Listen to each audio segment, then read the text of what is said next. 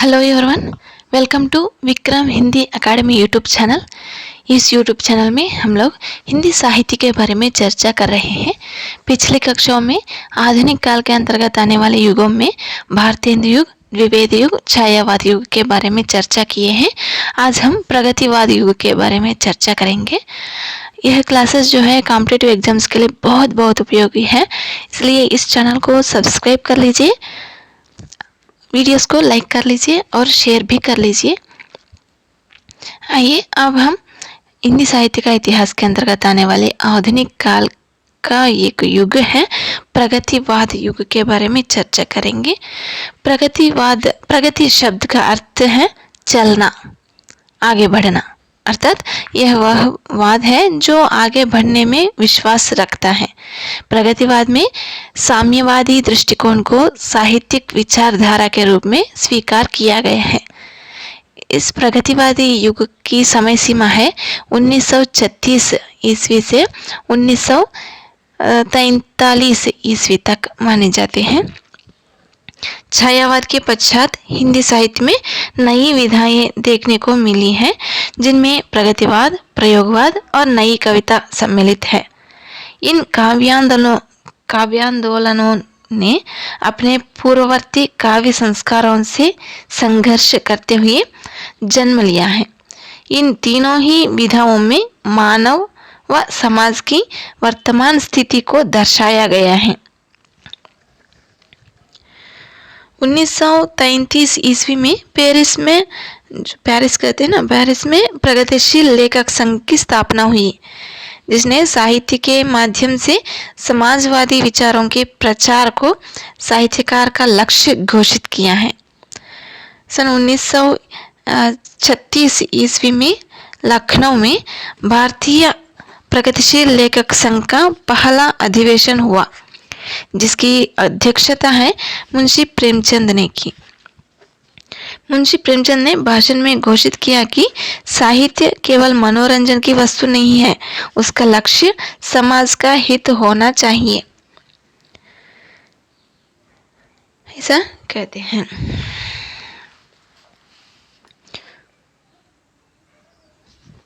मार्क्सवादी विचारक समाज में साम्यवादी व्यवस्था स्थापित करना चाहते हैं।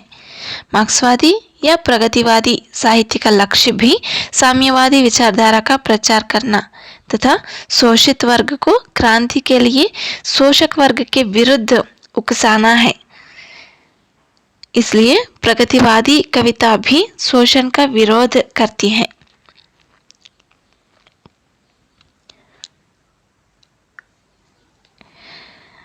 साम्यवादी विचारधारा से प्रभावित कवि प्रगतिवादी कवि कहलाई है।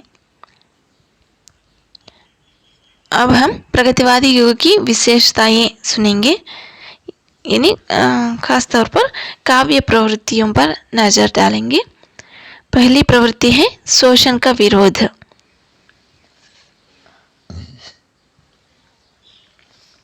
प्रगतिवादी काव्य में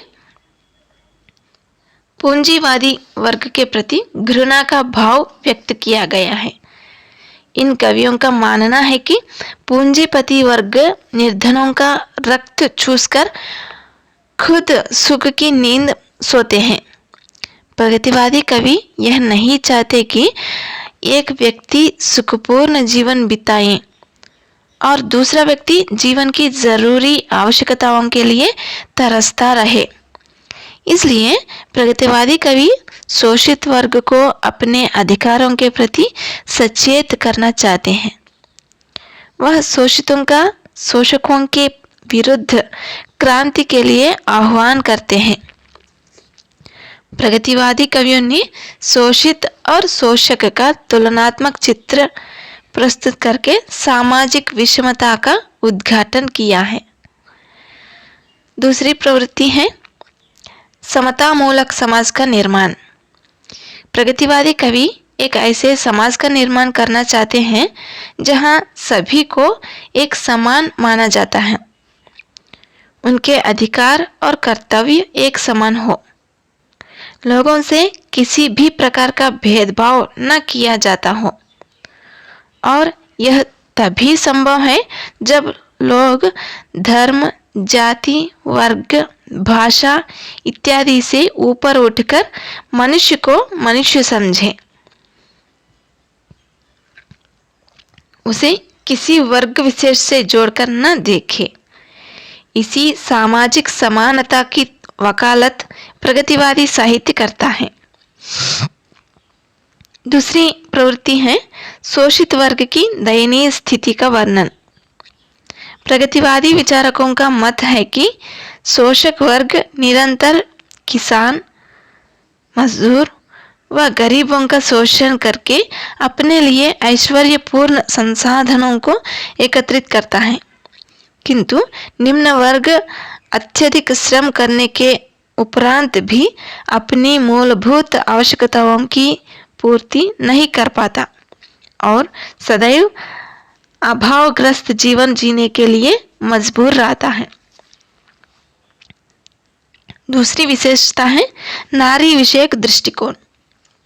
प्रगतिवादी कवियों ने नारी के संदर्भ में नवीन दृष्टिकोण प्रस्तुत किया है। प्रगतिवादी साहित्यकार ने नारी को पुरुष के समकक्ष माना है। उन्होंने नारी को उतने ही अधिकार देने की बात कही है जितने कि पुरुषों को दिए गए हैं। प्रगतिवादी साहित्य महलों में रहने वाली राजकुमारियों की बात नहीं करता। यह तो स्वस्थ कृषक बालिकाओं और मजदूरियों का चित्रण करता है। यह साहित्य नारिकों को मुक्त करने की बात भी कहता है। एक कथन भी है, मुक्त करो नारी को, मानव चिर बंदिनी नारी को। अगली प्रवृत्ति है यथार्थवादी दृष्टिकोण। प्रगतिवादी साहित्य में यथार्थ को प्रकट किया गया है। प्रगतिवादी लेखक सुंदर, भव्य एवं औदात माने महानता का चित्रण करना उतना आवश्यक नहीं मानता जितना जीवन के यथार्थ रूप का चित्रण करना। वर्तमान जीवन में जितने दुख, परेशानियां एवं कुरूपता विद्यमान है, प्रगतिवादी साहित्य उनकी यथार्थ अभिव्यक्ति करता है। यथार्थवादी दृष्टिकोण को ध्यान में रखते हुए कवि मानव तथा प्रकृति को समकक्ष देखता है। प्रगतिवादी कवियों ने ग्रामीणों के प्रति सहानुभूति प्रकट की है। अगली प्रवृत्ति है उपयोगितावाद। प्रगतिवादी आलोचक उसी कृति को साहित्य रचना मानते हैं जिसका मानव जीवन में अधिक से अधिक महत्व हो। उनके अनुसार सच्चा साहित्य वह है जो जन जीवन को प्रगति के पथ पर अग्रसर करता है। अगली प्रवृत्ति है प्रतीक योजना। नवीन दृष्टिकोण की अभिव्यक्ति के लिए प्रगतिवादी कवियों ने नवीन प्रतीकों को अपनाया है। इन कवियों के काव्य में प्रलय, तांडव, मशाल आदि प्रतीक के रूप में प्रयुक्त हुए हैं। कहीं पर इन कवियों ने प्राचीन प्रतीकों को लिया है तो कहीं पर नवीन प्रतीकों को ग्रहण किया। निराला के काव्य कुकुरमुत्ता में गुलाब के पुष्प को पूंजीपति वर्ग का प्रतीक माना गया है और कुकुरमुत्ता को सर्वहारा वर्ग के प्रतीक माना गया है। अगली प्रवृत्ति है भाषा शैली। प्रगतिवादी साहित्य का संबंध जन जीवन से होने के कारण इस धारा का साहित्यकार सरल एवं स्वाभाविक भाषा शैली को अपनाते हैं। स्पष्ट, यथार्थ तथा वास्तविक विचारों को अभिव्यक्त करने के लिए वह सरल, सुबोध एवं व्यावहारिक भाषा का प्रयोग करता है।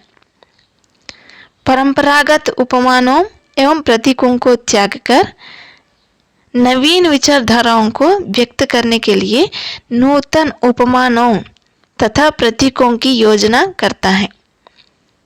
जब उसे शक्ति की तुलना करनी पड़ती है तो वह भीम, हनुमान आदि को न अपनाकर टैंक और बुलडोजर की ओर आकर्षित होता है। प्रगतिवादी कवि परंपरागत और प्राचीन छंदों का बहिष्कार करके नवीन मुक्तक छंदों की ओर बढ़ता है। इस प्रकार प्रगतिवादी साहित्य वैयक्तिकता की नहीं बल्कि सामूहिक चेतना की बात करता है। यह छायावादी कल्पना से बाहर आकर जन जीवन को स्पष्ट करने वाला साहित्य है। प्रगतिवादी काव्य के प्रमुख कवि हैं रांगे राघव, रामविलास शर्मा, नागार्जुन। इस आदि कविगण हैं।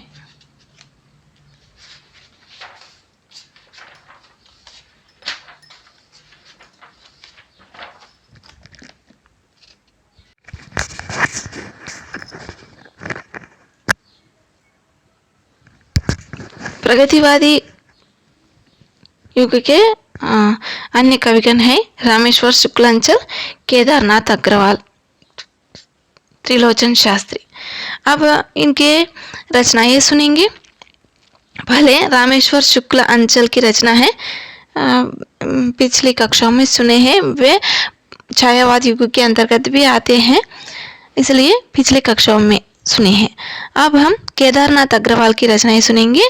फूल नहीं रंग बोलते हैं, नींद के बादल, युग की गंगा, लोक और आलोक, आग का आईना, गुल मेहंदी, पंख और पतवार, हे मेरी तुम, मार प्यार की थापे, कहे केदार करी करी, अपूर्वा, जमुन जल तुम, बोल बोल अबोल, जो शिलाएं तोड़ते हैं, पुष्पदीप, आत्मगंध, अनहारी हरियाली, अनहारी हरियाली, खुली आंखें खुले डाइन, पुष्पदीप। ये सारी केदारनाथ अग्रवाल की रचनाएं हैं, बहुत इम्पोर्टेंट है। नागार्जुन की रचनाएं युगधारा, सतरंगे पंखों वाली, पुरानी जूतियों का कोरस, हजार हजार बाहों वाली, इस गुब्बारे की छाया में, तुमने कहा था, आखिर ऐसा क्या कह दिया मैंने, खिचड़ी विप्लव देखा हमने, भूमिजा, प्यासी, पथराई आंखें, तालाब की मछलियाँ, रत्नगर्भ, भस्मांकुर। ये सारी रचनाएं नागार्जुन की हैं, बहुत इम्पोर्टेंट है। नेक्स्ट रांगे राघव की रचनाएं सुनेंगे। अजय खंडहर, मेधावी, पांचाली, राह के दीपक, पिघलते पत्थर। ये सारी रचनाएं रांगे राघव की हैं। नेक्स्ट हम शिवमंगल सिंह सुमन की रचनाएं सुनेंगे। हिल्लोल पर आंखें नहीं भरी, मिट्टी की बारात, एशिया जाग उठा है, जल रहे हैं दीप, जलती है जवानी, प्रलय सृजन। ये सारी रचनाएं सुमन की हैं। नेक्स्ट त्रिलोचन शास्त्री की रचनाएं बहुत इम्पोर्टेंट है। धरती, दिगंत, शब्द, ताप के ताये हुए दिन, उस जनपद का कवि हूँ, अर्धान, गुलाब और बुलबुल, फूल नाम है एक, चैती, सबका अपना आकाश, अमोला। ये सारी रचनाएं त्रिलोचन शास्त्री की हैं, बहुत इम्पोर्टेंट है। प्रगतिवाद युग, यहाँ से कई बार प्रश्न पूछे गए हैं, बहुत इम्पोर्टेंट है, इसलिए इस चैनल को सब्सक्राइब कर लीजिए, वीडियोस को लाइक कर लीजिए और शेयर भी कर लीजिए। बहुत धन्यवाद।